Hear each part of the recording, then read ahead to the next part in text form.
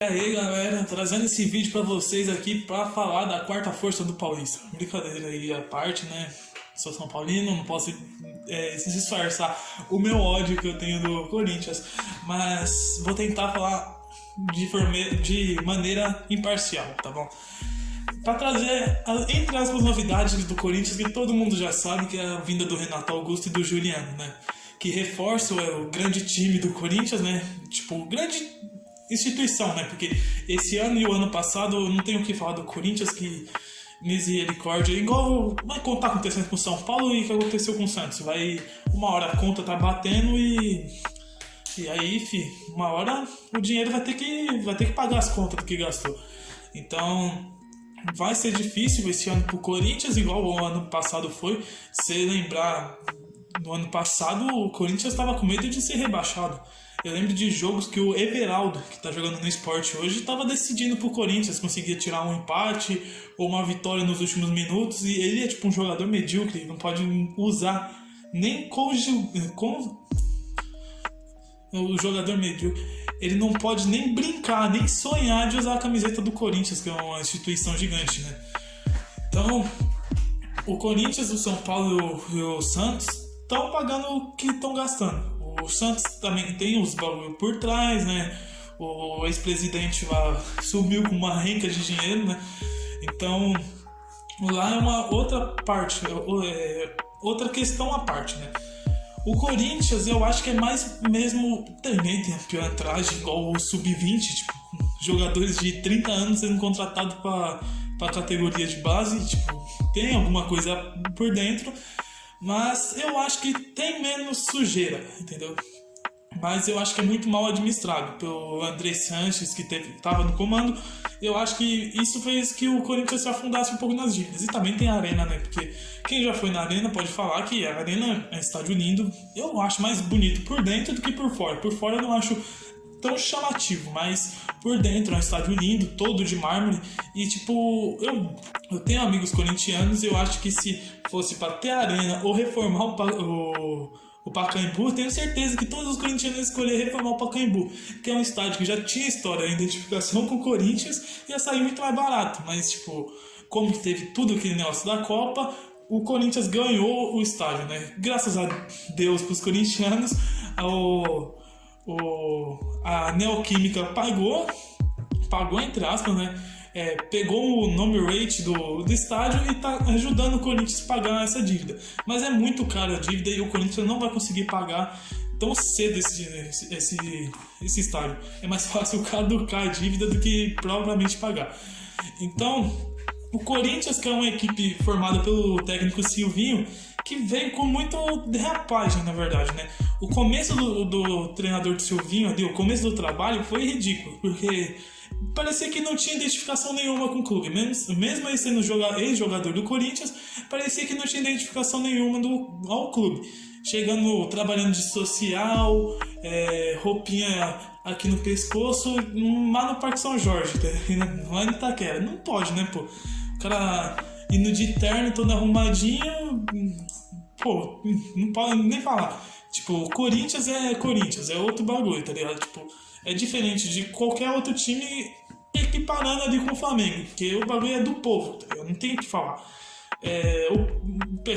O Corinthians é um dos únicos times que a torcida grita por tirar a bola pra lateral, entendeu? É outra coisa. Então, parecia que não tinha identificação, mas o Silvinho é um bom técnico, entre aspas, né? Eu não acho que ele devia estar pegando o Corinthians, mas ele é um bom técnico, tipo, ele sabe as coisas táticas do campo, mas eu acho que ele ainda não está pronto para assumir um BO igual o Corinthians. Ele assumiu, agora tem que ir para frente, né? Vamos ver o que dá.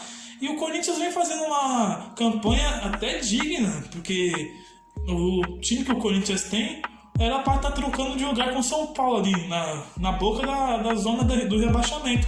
Mas não, conseguindo aí, ó, 12ª colocação, com 18 jogos, 18 pontos em 15 partidas. Então, tá conseguindo brigar ali pra, quem sabe, ir pra uma Libertadores, porque a Libertadores tá virando várzea, né? É tipo, até o nono tá indo pra Libertadores em alguns anos. Então, quem sabe o Corinthians não consegue ir até pra Libertadores. E agora com o Renato Augusto e Juliano, que o Juliano estreou contra o Santos e já deu pra ver que ele é diferenciado mesmo, que ele é acima dos outros. Mas aí volta com aquele negócio que eu tava falando no começo do vídeo, que uma hora o time vai ter que pagar a conta. E tipo, o Corinthians, com certeza, é bem mais fácil pagar a conta do que o próprio Santos. Porque o Santos também tem propagandas, tem publicidades, mas o Corinthians é o segundo maior time de torcida do Brasil. Então, uma publicidade do Corinthians vale quase 3 ou 2 do Santos, entendeu? Então, eles conseguem arriscar mais isso, mas tem que ter resultado imediato, porque se ele contrata o Juliano, Renato Augusto, o Juliano recebendo quase 1 milhão por mês, acho que é 800 mil tirando os impostos, é 1 milhão que o Corinthians tem que pagar. Renato Augusto é 800 mil, que é o teto do time. É muita grana rendendo. Tipo, até agora, em 12º, será que tá bom? Se tá em 12º sem os dois, eu tenho certeza que quando os dois colocar a camisa e for jogar, a torcida vai exigir ali pelo menos um 8º, um 7º, um terceiro. Um terceiro até só é muito, né? Mas é que eu acho que terceiro não chega nem a pau. Mas até um 8º, 7º, uma Libertadores ali pelo. É certeza que a torcida vai querer o básico. Então, eu acho que isso vai forçar muito o Silvinho, porque eu tenho certeza que o Silvinho não vai chegar até no final da temporada, porque ele não vai ter, eu acho que ele não vai ter capacidade de formar esse time e ter resultado tão rapidamente. Então, eles derrapando no Brasileirão, que o Corinthians só tem o Brasileirão para seguir. Se ele derrapar nesse caminho, ele já vai sair do comando do Corinthians. E eu acho que para os corintianos que isso seria a melhor coisa possível para o Corinthians, né? Mas ainda não vai acontecer isso. O Corinthians vem com alguns jogos interessantes, porque eles estavam ganhando, entre aspas, jogos fáceis e veio de algumas derrotas também, porque pegou algumas pedreiras. Ele conseguiu um empate com o São Paulo, 0x0, um empate com o Internacional, 1x1, 1x0 contra o Chapecoense. Aí perdeu pro Fortaleza, que é um time fantástico, pelas limitações do Fortaleza. Ele tá fazendo um campeonato brasileiro fantástico. Qual é a colocação do Fortaleza mesmo? Terceiro colocado, fantástico.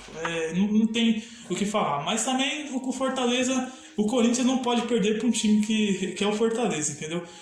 Mas o Fortaleza também, não tirando os méritos do Fortaleza, porque o Fortaleza está fazendo um trabalho sensacional. Aí pegou o Internacional, o Atlético Mineiro, que não tem o que falar. O Atlético Mineiro formou uma seleção e o Hulk desequilibrou o combate contra o Corinthians. Foi marcando 2 gols e um golaço de falta. Então não tem o que fazer. Contra o Cuiabá, que é um adversário, entre aspas, que é mais fraco, né? Historicamente, com certeza, e no elenco não tá indo tão bem. Tá derrapando algumas vezes, mas tá conseguindo fazer um trabalho bom na Série A. Primeira vez na Série A do Cuiabá. O Corinthians ganhou de 2x1. Aí vem o Flamengo, que não tem o que falar, a mesma coisa do Atlético. É uma seleção em campo que qualquer time que perder pro Flamengo não pode falar assim, tipo, bando de incompetentes. É porque é uma seleção, não tem o que fazer. Se ganhar é mérito, se empatar é totalmente mérito, se perder, com certeza. Igual o São Paulo perdeu, o Corinthians perdeu e o Bahia perdeu, todo mundo de goleada, tipo, do Corinthians não entra aspas, não foi goleada, mas eu vou tentar explicar. É vergonhoso, o time não pode perder de goleada, mas perder pro Flamengo tá ficando comum, porque não tem o que fazer, é um time muito forte e constante, né? E agora com o Renato também, um técnico bom, um time bom, vai desequilibrar o campeonato.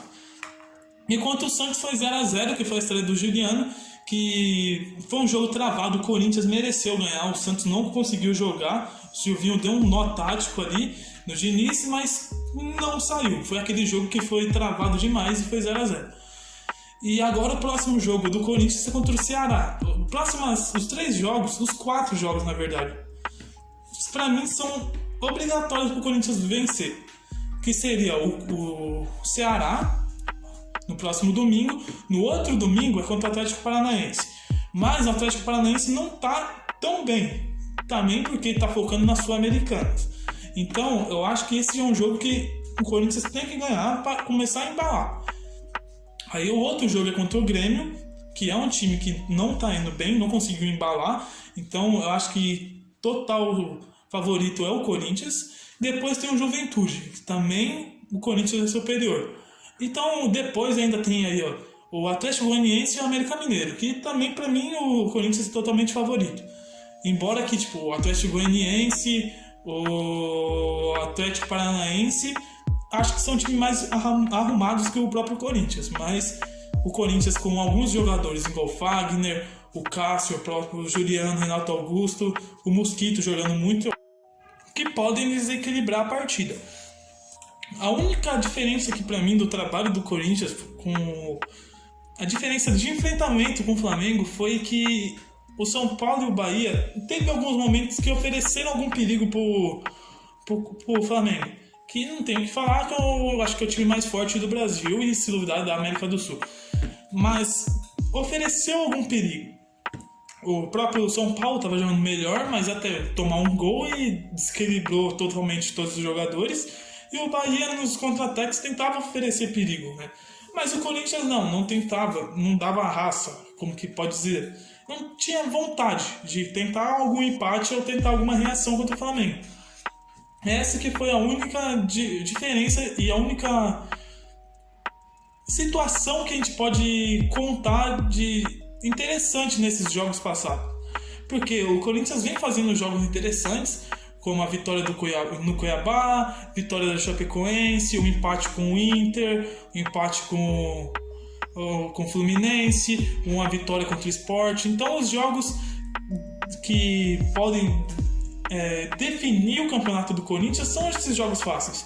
Porque o time não é um time bom, não é um elenco maravilhoso. Então, esses jogos fáceis, ele tem, entre aspas, a obrigação de ganhar. E por isso ele vai fazendo essa obrigação, vai conseguindo tirar os seus pontos, e por isso que tá lá no alto. No alto não, né? Tá no meio da tabela ali, mais pra cima. Eu acho que esse vai ser o lugar do Corinthians até o final do campeonato. Ali pra 10º, se duvidar, vai pra uma Sul-Americanas ou até pra uma pré-Libertadores. Então, eu acho que eu consegui dar uma resumida no começo do Corinthians no campeonato. Então, se você gostou, se você quer falar o que você acha do trabalho do Silvinho, coloca no comentário aí, vamos ajudar esse canal, que domingo tem um quadro diferente no canal, que é tipo uma mini entrevista. Vocês vão ver que eu vou explicar direitinho no domingo, mas é um mini podcast com 10 minutos, como que o canal se chama Papo 10, eu quero fazer um bate-bola ali, um papo normal em 10 minutos, entendeu? Então, domingo vai sair. Quero colocar o vídeo à noitezinha, como tô colocando esses vídeos. Quero colocar ali para umas 8 horas da noite, 7 horas da noite, tá bom? Então, domingo eu coloco, segunda já tem vídeo, aí tem quarta e sexta, tá bom? Acho que consegui passar todos os que eu queria, passar minha visão do trabalho. Então, é isso. Salve, abraço, tenham um bom dia ou uma boa noite. E é isso. Um bom final de semana ou uma boa semana.